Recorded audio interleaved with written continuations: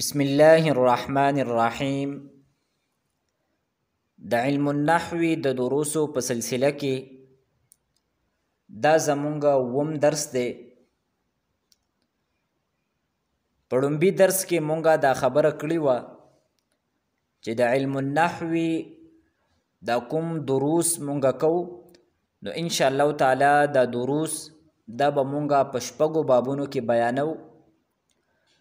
ابتدایي شپږو دروسو کې مونږه لومبی باب کوم چې د مفرداتو په بیان کې هغه بیان کو. نننی درس کې به مونږه د لومبي باب کم حاصل او خلاصه ده هغه یو ځل بیا بیانو، او انشاءالله تعالی د اتم درس نه به مونږه دویم باب هغه شروع کو.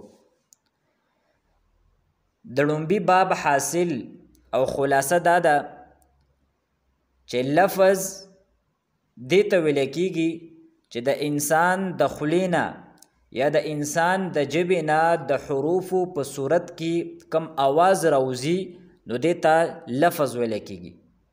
بیا د لفظ دوه قسمونه دي، یو ته لفظ موضوع وی او بل ته لفظ محمل وی. لفظ موضوع دا ماندار لفظ ته وی او لفظ محمل دا بے معنی لفظ ته وی. بیا د لفظ موضوع ته دې دوه قسمونه دي، یو دی مفرد او دویم دی مرکب. د مفرد تعریف مونږه دا کړو چې مفرد دا به مونږه هغې لفظ ته وایو چې هغه یو یي او په یوه معنی باندې دلالت کوي. او د مرکب تعریف مونږه دا کړو چې مرکب دا به مونږه هغې لفظ ته وایو چې هغه د دوو کلمو نه یا د دوو نه د زیات کلمو نه جوړ شوی وي، خوا که دغه دواړه کلمې دا په لفظونو کې موجوده وي او خوا که یو لفظ هغه ښکاره وي او بل تقدیري وي، په دواړو صورتونو کې به مونږه دې ته مرکب وایو. د مرکب بیان دا به انشاءالله تعالی مونږه آینده درس نه شروع کوو، او بیا مونږه په لومبي باب کې د مفرد کم قسمونه نو هغه بیا په تفصیل سره ذکر کړو. د مفرد مشهور نوم مونږه ذکر کړو چې هغه کلمه ده، او بیا کلمه دا په درې قسمه باندې ده. نمبر 1 اسم، نمبر 2 فعل او نمبر 3 حرف. د اسم تعریف مونږه دا کړو چې اسم هغه کلمه ده چې هغه د بلې کلمې د میلاویدلو نه بغیر په خپله معنی باندې په خپله دلالت کوي، او په دریو زمانو کې پکې یوه زمانه هم نه وي. او فعل دا هغه کلمه ده چې هغه د بلې کلمې د میلاویدلو نه بغیر په خپله معنی باندې په خپله دلالت کوي، لیکن په دریو زمانو کې پکې یوه زمانه موجود وي. او حرف د دې تعریف مونږه دا کړو چې حرف دا هغه کلمه ده چې د بلې کلمې د میلاویدلو نه بغیر د په خپله معنی باندې په خپله دلالت نه کوي. بیا مونږه د اسم درې قسمونه ذکر کړیو. د اسم لومبی تقسیم مونږه ذکر کړیو د تعداد په اعتبار سره. د تعداد په اعتبار سره د اسم درې قسمونه وو، یو دی واحد، دویم دی تثنیه او دریم دی جمع. واحد دا هغه اسم دی چې هغه په یو څیز باندې دلالت کوي. تثنیه دا هغه اسم دی چې هغه په دو څیزونو باندې دلالت کوي. او جمع دا هغه اسم دی چې هغه په درې څیزونو باندې یا د دریو نه په زیاتو څیزونو باندې دلالت کوي. بیا مونږه د جمع دو تقسیمونه کړیو. د جمع یو تقسیم مونږه کړیو د لفظ په اعتبار سره. د لفظ په اعتبار سره د جمع دو قسمونه دي، یو ته جمع مکسر ویل کېږي او بل ته جمع سالم ویل کېږي. جمع مکسر دا به مونږه هغې جمع ته وایو چې په هغې کې د واحد شکل و صورت او د هغې وزن دا مات شوی وي. او جمع سالم دا به مونږه هغې جمع ته وایو چې په هغې کې د واحد وزن دا مات شوی نه وي بلکې روغ او سالم وي.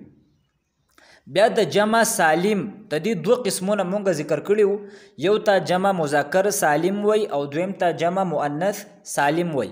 جمع مذکر سالم دا به مونږه هغې جمع ته وایو چې په حالت رفعی کې د هغې په آخر کې نون مفتوح او تدې نه مخکې وو ساکن او ماقبل ضمه وي، او په حالت نسبی او جری کې تدې په اخر کې نون مفتوح وي او د نون مفتوح نه مخکې یا ساکن وي او بیا د هغې نه په مخکې حرف باندې کسره وي. او جمع مؤنث سالم دا به مونږ هغې جمع ته وایو چې د هغې په اخر کې الف او تا دا زاید وي. نو دا خو د جمع د لفظ په اعتبار سره تقسیم و. بیا مونږ د جمع د معنی په اعتبار سره تقسیم کړی او مونږ دا ویلو چې د معنی په اعتبار سره هم د جمع دوه قسمونه دي. یو ته جمع قلت وی او بل ته جمع کثرت وی.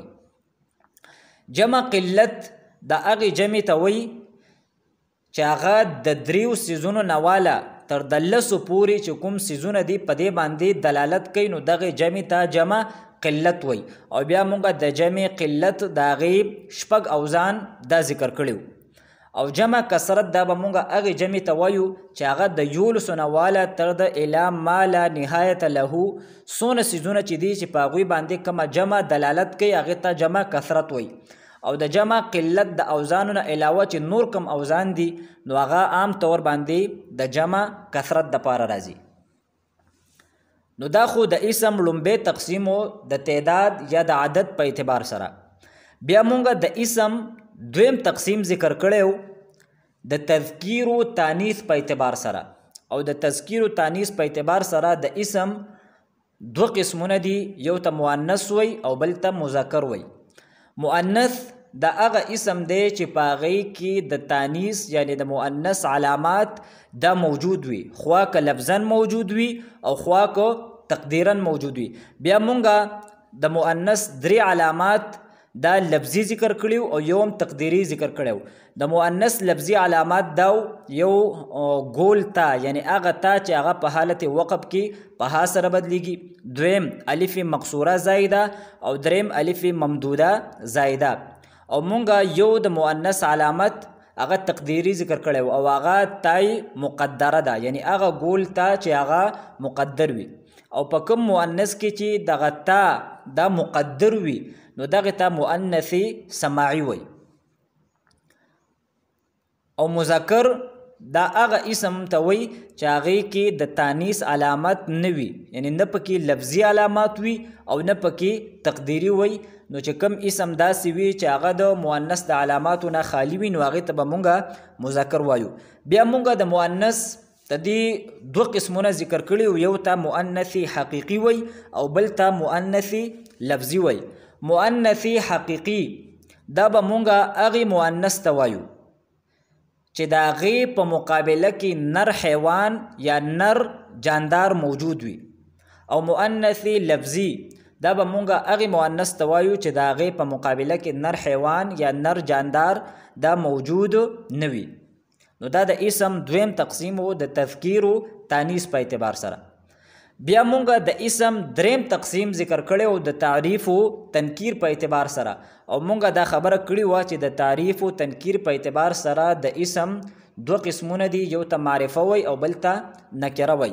او بیا مونږ د معرفې تعریف دا کړی چې معرفه هغه اسم دی چې هغه د یو معین او یو د خاص څیز دپاره وضع کړی شوي وي یا مقرر کړی شوي وي.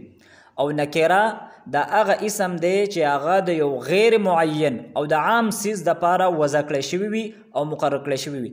بیا مونږ د معرفې ته دې اووه قسمونه ذکر کړي.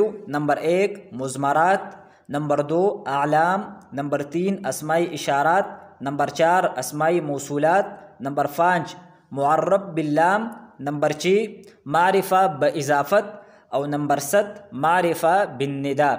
نو دا د لومبي باب کم حاصل او خلاصه و آخر دعوانا ان الحمد لله رب العالمين.